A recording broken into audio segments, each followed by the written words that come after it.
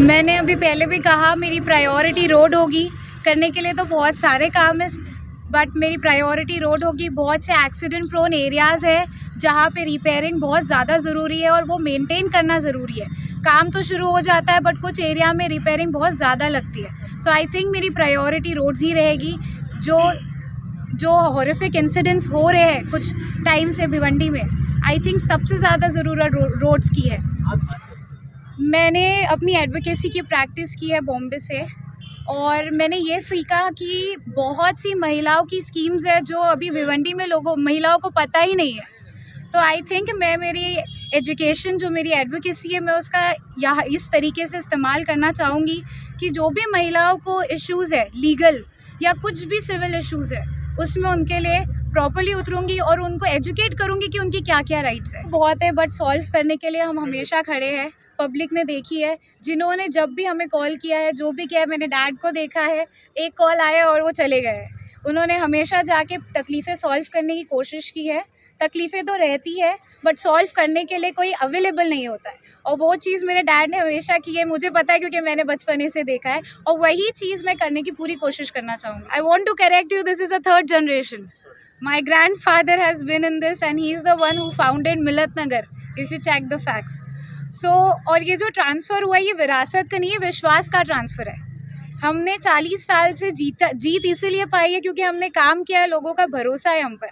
सो ये जो चीज़ है, ये विरासत नहीं कहूँगी, मैं इसे विश्वास कहूँगी। ये रियल रिवोल्यूशन है, अभी बदलाव देखने मिलेगा।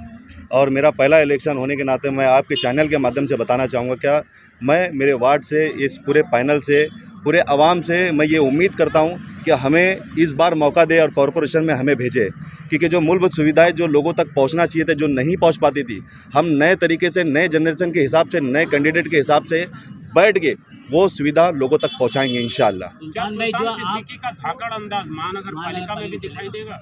बिल्कुल दिखाई देगा, और शहर पहले से देखते आ रहा है, अब तो ज़्यादा देखेगा अगर शहर ने हमको उस चीज़ से नवाजा। जो एरोगेंस और जो चीज़ आपने यहाँ पे एटीट्यूड जो आपने कॉर्पोरेशन के सामने और सड़कों पे दिखाया, क्या वो सभा में क्या दिखेगा? ये तो मेरे हिसाब से आपको बताना चाहूँगा झांकी है, पिक्चर बहुत बाकी है।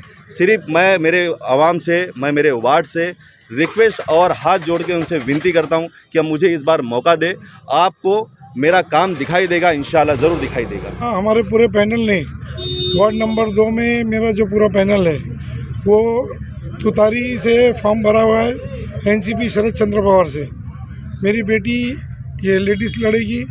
टीपू भाई की मिसेस जो एडवोकेट नगमा है वो ओबीसी से लड़ रही है।